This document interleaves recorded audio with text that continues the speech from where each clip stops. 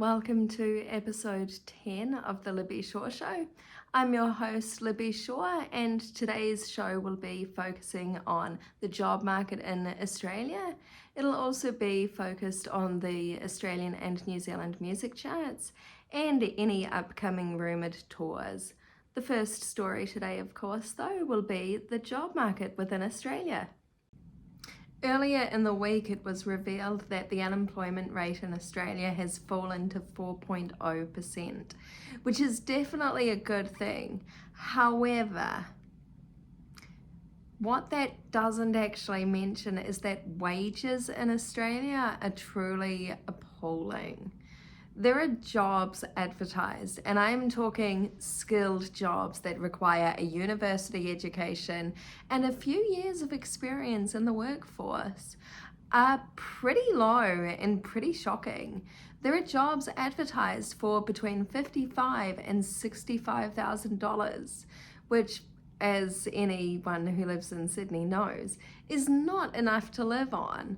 That's pretty much the type of wage that you'd expect in, around 5 or 10 years ago. Certainly not what you'd expect in 2024 when the cost of living is increasing. But in addition to that, there's actually other problems with the job market. And one of the big problems with the job market is the lack of flexibility from employers. So obviously during the COVID pandemic, people were able to work from home.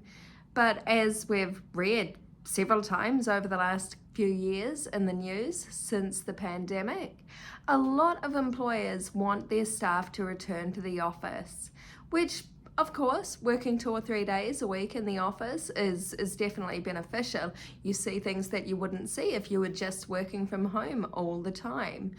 But there are still some employers who expect their staff to be on site every single day. And the problem with that is that it definitely indicates to me and to other job seekers. I am frequently reading posts on LinkedIn about how it symbolizes a lack of trust for their staff and that it doesn't really allow their staff members to have the same flexibility that they did during the pandemic. Surely it's more important that you get the job done effectively rather than the location that you do it. And everybody works differently. Some people work great in an office, whereas other people work better when they're working from home or when they're working from a beach or when they're working for a cafe. Some people even like to take overseas holidays and work while they're overseas. The main point is everyone works differently, and some employers just aren't willing to accommodate that. Also, another issue that I've noticed that employers have, and this actually came from the Daily Mail today, is that employers are complaining about what their staff wear to work. That's right. Their staff are being treated like children. We're talking having extreme dress codes, such as not being allowed to wear t-shirts, not being allowed to wear short skirts, not being allowed to wear shorts, having to wear your hair a certain way, having to shave if you're a man, basically being restricted and experiencing the same sort of thing that you would have experienced in primary school. And it really just confuses me because I personally believe, especially if you're in a creative field, that you work best when you can wear what you want. And surely if you can do the job, that's the most important thing. Surely it shouldn't matter what you wear to work. But apparently, according to the Daily Mail Australia, some employers are in fact complaining about what their staff wear to work. And another thing that employers are also doing is not treating their staff with respect. Again, I'm seeing so many LinkedIn posts from employers, recruiters, and bosses or people who are looking for work complaining about toxic workplace cultures. So we're not talking about, employers complaining about the work being done. We're talking about micromanaging. We're talking about being told how to do your job rather than just getting it done. Then there's also the old-fashioned notion that you need to be sitting at your desk for 8 hours a day, and that is just such an outdated belief, especially if you're in a creative field. Most creatives will confirm that creativity doesn't come when you're sitting at a desk for 8 hours a day. And actually, a lot of creativity comes from thinking about the process, and then the actual execution of the work normally is pretty quick. It's actually the thinking that takes a while.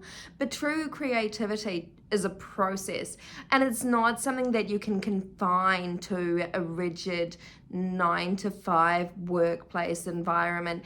And so the main point that I'm bringing this up is that I just think that there's a disconnect, a huge disconnect between employers and employees, and they're not understanding that the world has changed since the early 2000s or even the early 2010s or even 5 years ago, and that this notion of having to sit at a desk for 8 hours a day and, stare at a computer, look at a computer, focus on your work for that duration of time. That's not how true work is done. The best ideas often come when you're not even looking for them.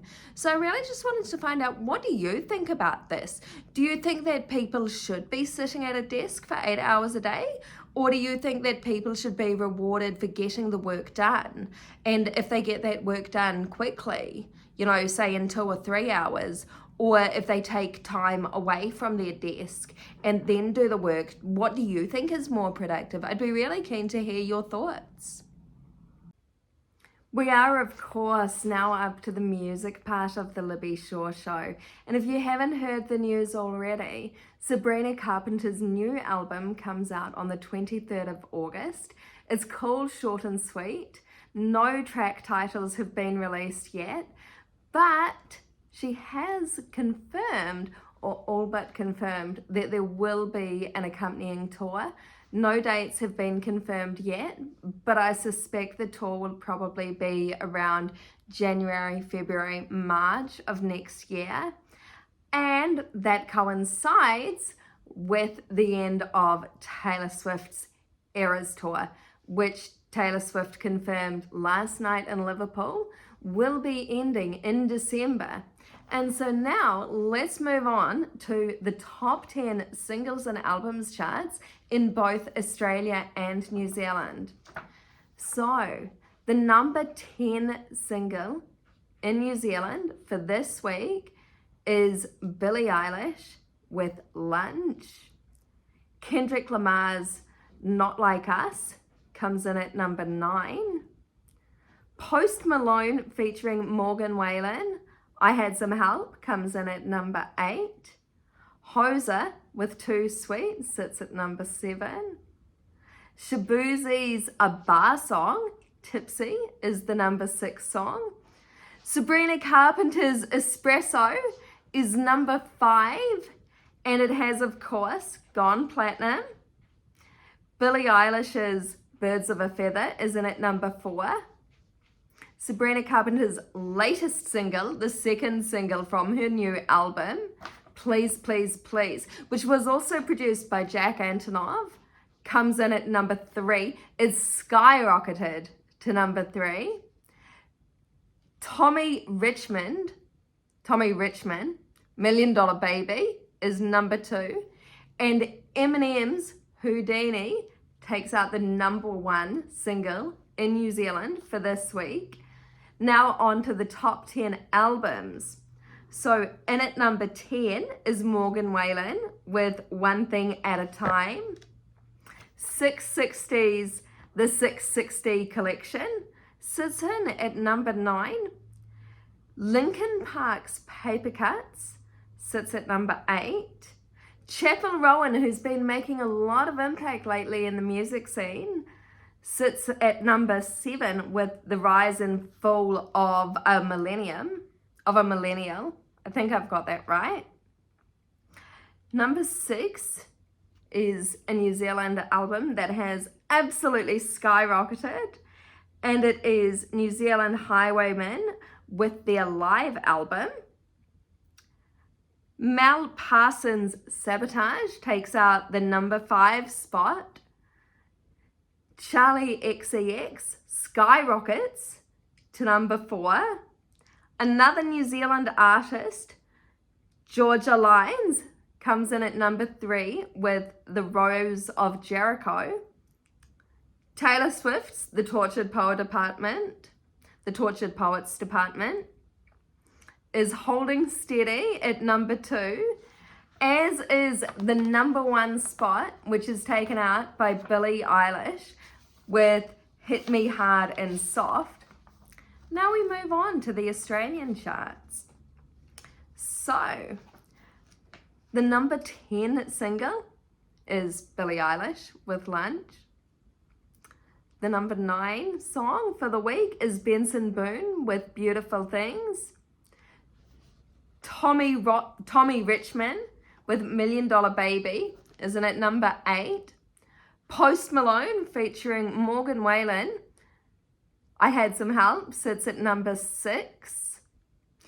Birds of a Feather by Billie Eilish takes out the number 5 spot.